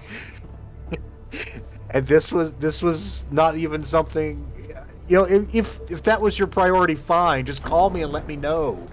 And Yeah. what killed me about it, and what I later laughed about and will tell people about, is that later on, several years later, he was running a Buffy the Vampire Slayer game that I was in. And one of the other party members was playing Buffy. Right. Actually, I think we had both Buffy and Faith, but in this case, the Buffy player hadn't shown up, and he was stomping around his apartment like, "I can't believe she hasn't called me. She better be dead." And I was like, yes, it is very frustrating when this happens. Yes, I will carefully refrain from gloating, Too much. at least out loud. It's like I shall try not to gloat too terribly much here. But yeah, just that absolutely, it was hysterical to me. Yeah. Jeez. I'm trying to remember other fun games I want to do one day. Like, those are fun. I know Squidgy here. He started a Traviel storyline, Cool. and he wants to have it done one day. And he started an Itagayan civil war. And Itagaya is the Asian country in my world. And so he wants to go complete that, because they started the civil war by assassinating the Empress. Like you do. Well, I mean, she was siding with the Taurine Empire. Okay. And everybody was like, "Yep, no, we're not going to let this fly."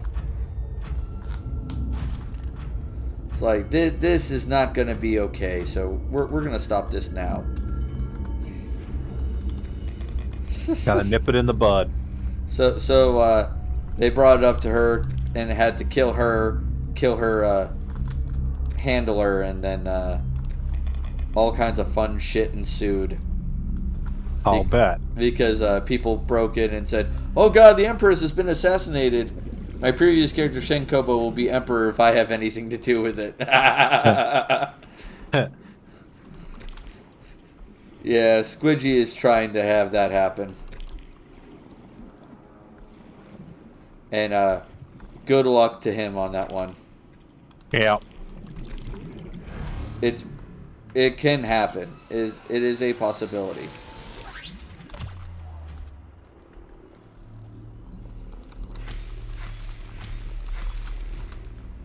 So we'll see what happens if we ever get to run that game. And he's been trying damn hard to get it done.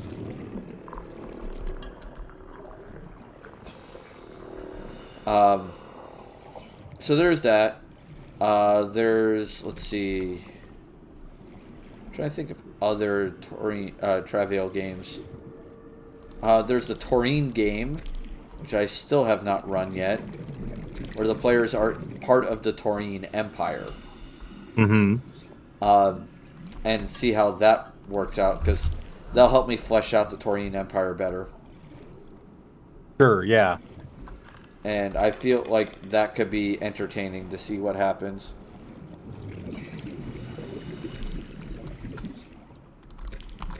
What else? Damn, I'm trying to think.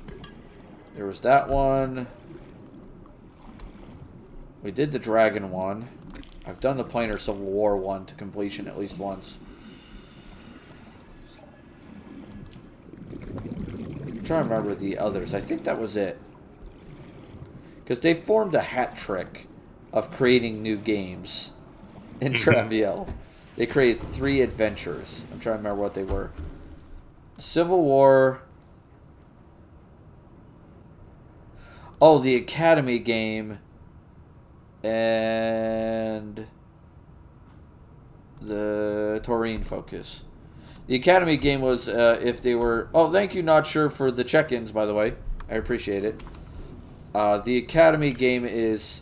we have an academy that Mike built, known as the Pristine Academy. And, how do I put this? The game is focused in playing in that academy. Right. So that could always be fun. Because, huzzah for that. Sure. It's almost like a fucked up magical Hogwarts. Because that's not going to get messed up. I'll put it this way. Think of it as more like a Hogwarts that Mike designed. Right. And imagine how messed up that's going to be. Yeah, I can imagine. Yeah. Oh, man. How about you? What other games you got under your belt that you've been wanting to jump into? Well, let me think. We've talked about Torg. We've talked about a couple of my other ideas. I mean, I'm always coming up with superhero-style ideas that I want to run. Like I said, I've got a group that's mostly okay with it, but one of my more regular players is just not down for it. So that has been kind of backburnered. What else have I got? I am pleased that I've got an ongoing 5th edition game one of my players is running, and I'm enjoying that. So, what else would I like to see people run? I would like to see my friend with the campaign ADD go back to some of the campaigns that we've played just for a little bit, because we've had so many good, promising starts that have just sort of petered out. We've done multiple Star Wars games, multiple Star Trek games. We did a vampire game. We did, the 40K game. We did an Exalted game. Just so many different things that I would love to revisit. And finish.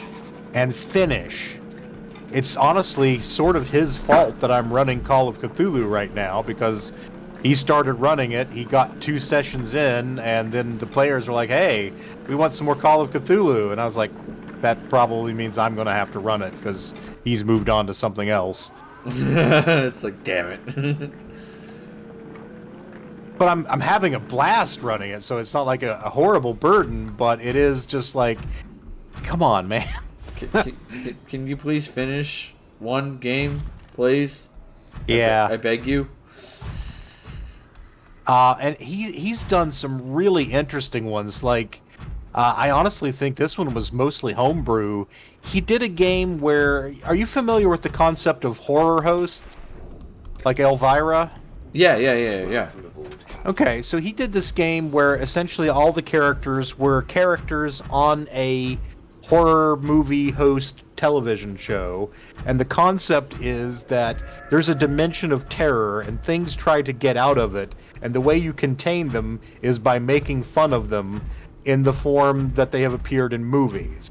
So these characters on a, horror host show are actually protecting the human universe by keeping these horrors from escaping into the real world.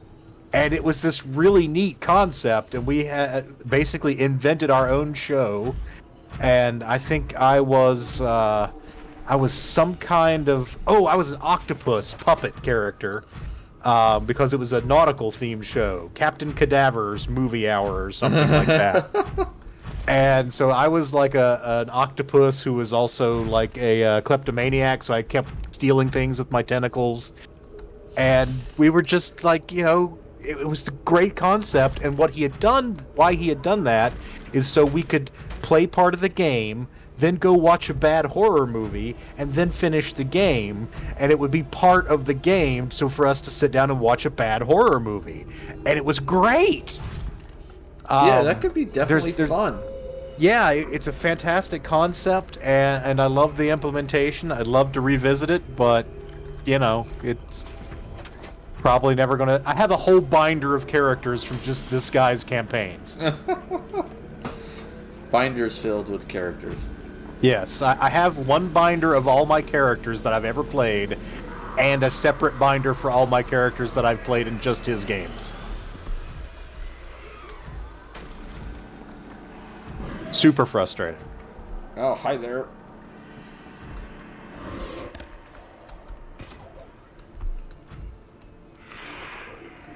Oh, I'm going for a ride.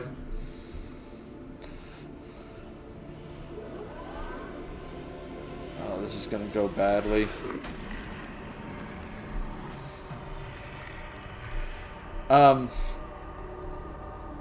Yeah, I also have like quite a few like NPCs that I never got to finish. Sure, yeah. Favorite characters that you never really got to fully explore. Yeah. Can also be frustrating. Yeah.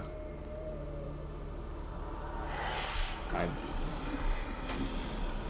accidentally hooked a ghost Leviathan. So I'm now flying around fighting the ghost Leviathan.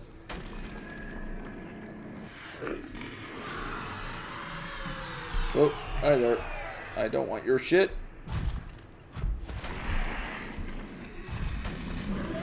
Oh. Oh, man. No, like, Rainier is definitely one character I've never gotten to finish. I did get to finish, the Soldier. Yeah. I'm glad for that. In Star Wars. I never got to finish my droid from Star Wars.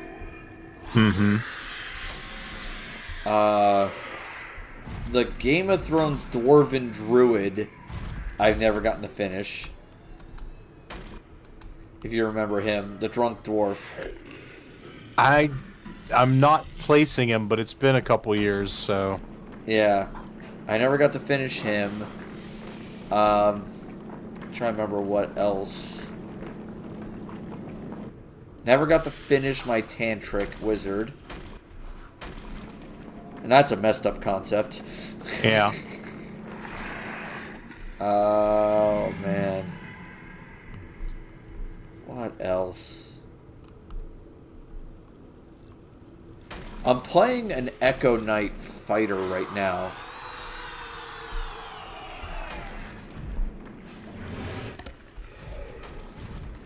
In what game? In the Four Horsemen 5th Ed game. Okay. On Saturdays. Yeah. And that's proven out to be fun. Everybody thought he was just a big, dumb, super friendly fighter guy. And they didn't realize he had a 15 intelligence.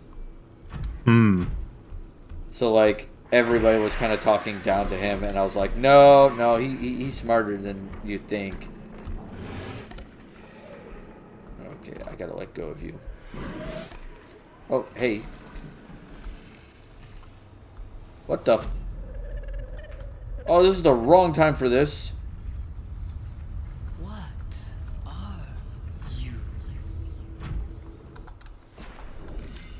I just got the weird vision.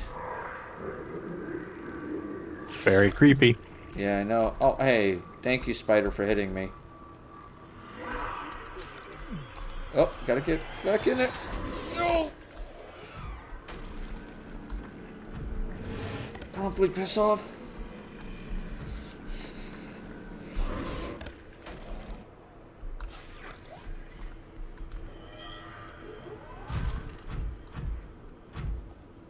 I just want to be left alone to do my drilling.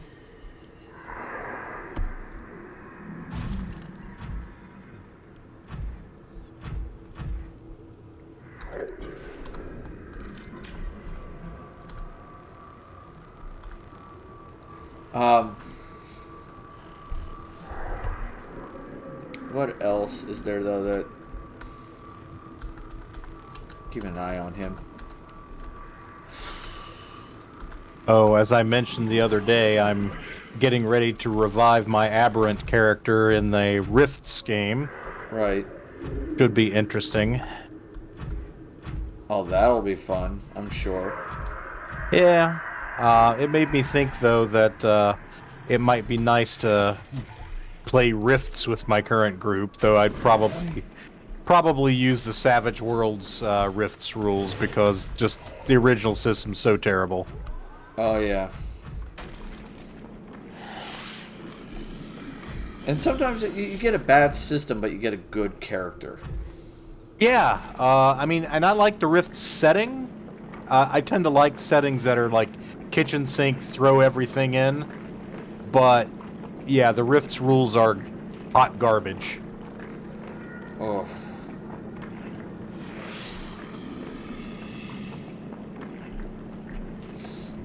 And that's always a problem. Like, I don't understand why some systems just have to be that problematic. Well, I mean, in Rift's case, it's because at one point in the 1980s, the writer of Rift said, "Hey, I can sort of steal Dungeons and Dragons, except make it way shittier.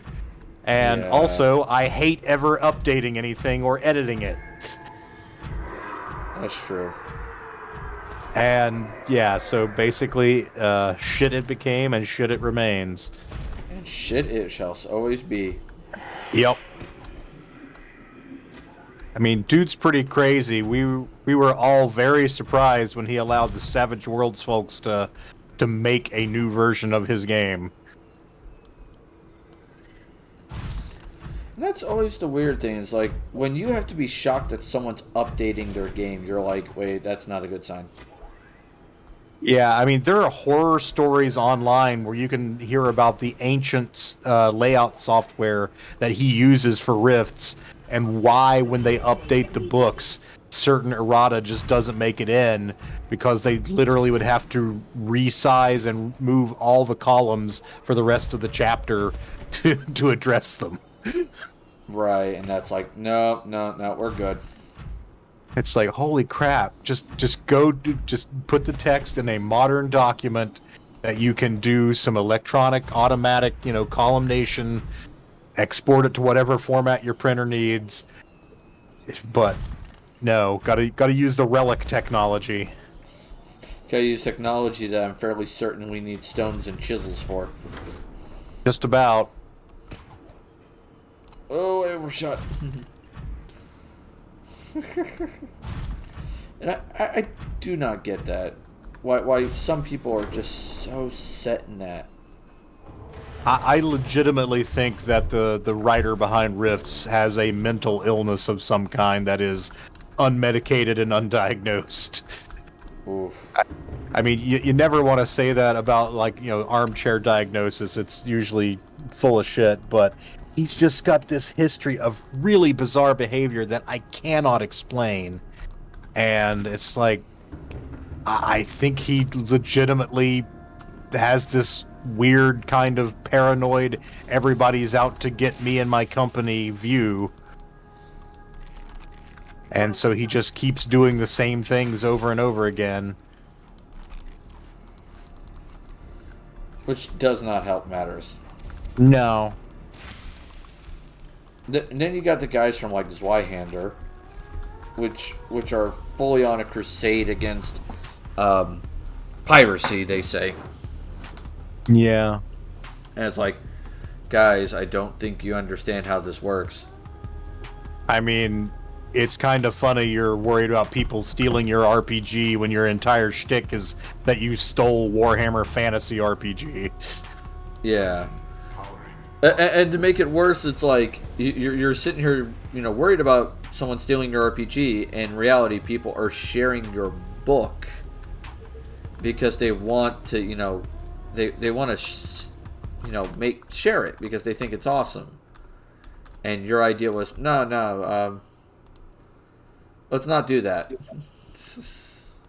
I mean, if you are the owner of an intellectual property and you don't want people sharing it for free, I think, one, you're kind of short-sighted, because that can actually get you people interested that wouldn't otherwise be interested. And get you but more sales. it can get you more sales. But if that's how you want to do it, that's fine. But there are ways to, handle that amicably. And I think that their battle with the Trove was not handled amicably. I think it was handled vindictively, and yeah. Yeah. Their whole battle with the Trove was very, very poorly done. And that is a problem.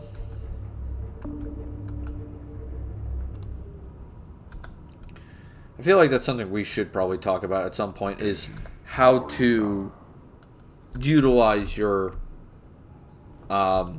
intellectual property better. Yeah, I mean, like I mentioned earlier, the guy who wrote Stars Without Number gives away the main book. If you want it in a PDF form with just the basic rules, you can play his game for free. Pathfinder has an SRD with all their rules. Yeah, the PSRD, yeah. 5th edition has an SRD with the core rules in it. It's a proven tactic that major companies use to boost sales. And it works. It certainly seems to. It does fairly well. I mean, the biggest reason why, like, the only thing you don't get out of 5th ed, or I wouldn't say 5th ed, I would say Pathfinder, is, like, the cool art. Yeah. That's mainly the big thing you miss. In 5th ed, it's, yeah, you miss out on some of the, like, the more niche shit. But other than that, it's not terrible. You can basically run a 5th ed game without ever cracking open a physical book. Yeah. And that's kind of cool. That's really neat that it's done that way. And it's very helpful to GMs who, while they might be able to afford the book for themselves, their players can't all afford the book.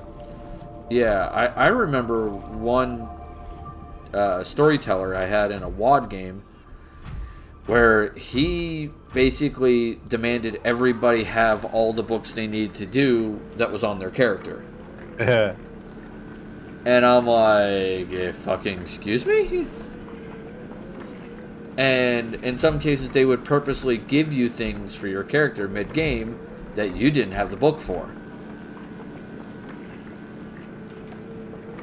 And I'm like, are you the marketing arm of White Wolf? Seriously. Is this a thing? Like, fuck off. It just... Nah, I was good. And they're like, oh, we're getting tired of always using our books to have everybody look up what they need to look up. And it's like, that's why you have everybody just print everything about their character on their character. Yeah. I mean, it's not fucking rocket science here. Nope. But hey, what do I know?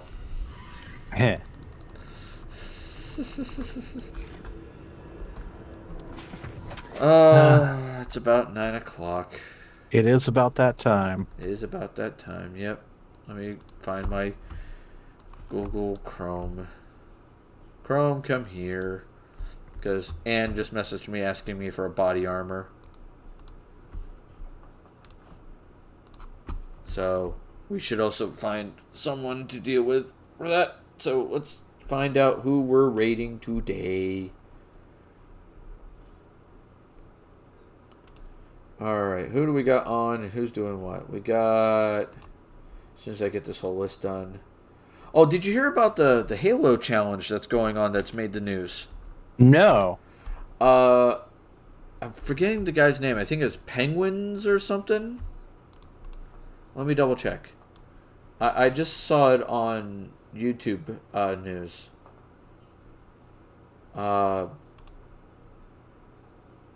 Give me a second. Blah, blah, blah, blah, blah. Where are you, buddy?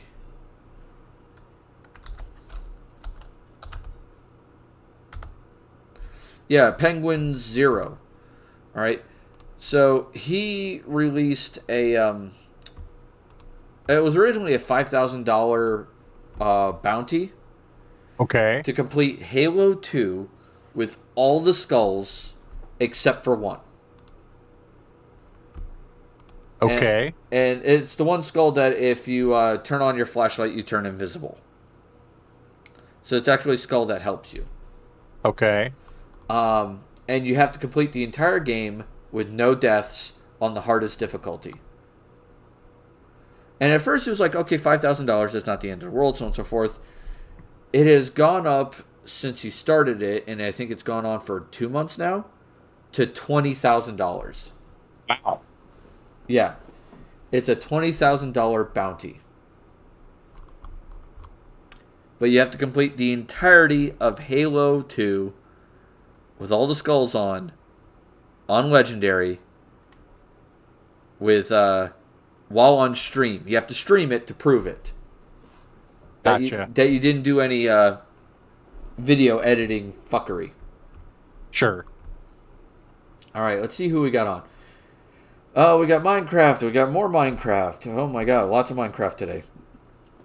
Puzzlingly Twisted is doing Sword of Mana. Brian Ricardo is still doing Final Fantasy XIV PvP. Phil Motter is doing Sifu. Del the Lemon's making art. Thor Sadbod's doing Divinity Original Sin 2. Aranya Elf is playing Dungeons and Dragons Online. Cowboy Grim Fallout 76. Melissa and Denial's doing Indiana Jones and the Fate of Atlantis. I remember that game. Eliza's is doing Nancy Drew the Haunted Carousel. Key the Bum is doing Vampire the Masquerade Blood Hunt. More Minecraft. Some Valorant. Some Dark Souls. Skullick is doing SnowRunner.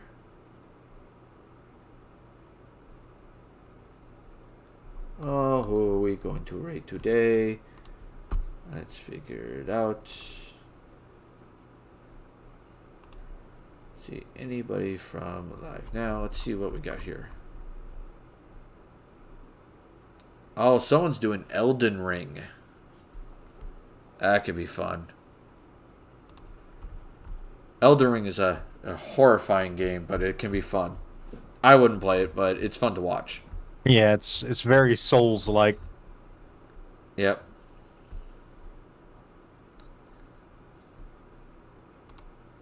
Yeah, so we're going to raid Donnie Tello 24.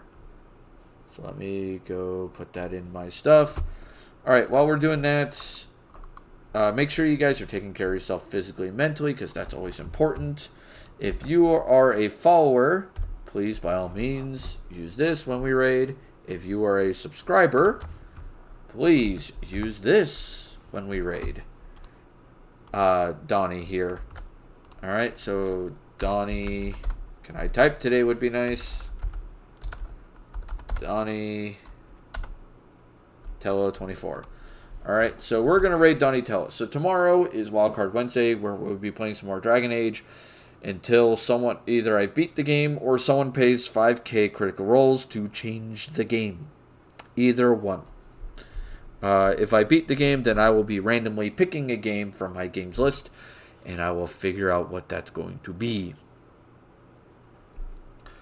So till then, make sure, like I said, you're taking care of yourself. It's always time for tea in the tavern, and I will see you all tomorrow. Toodles. Noodles.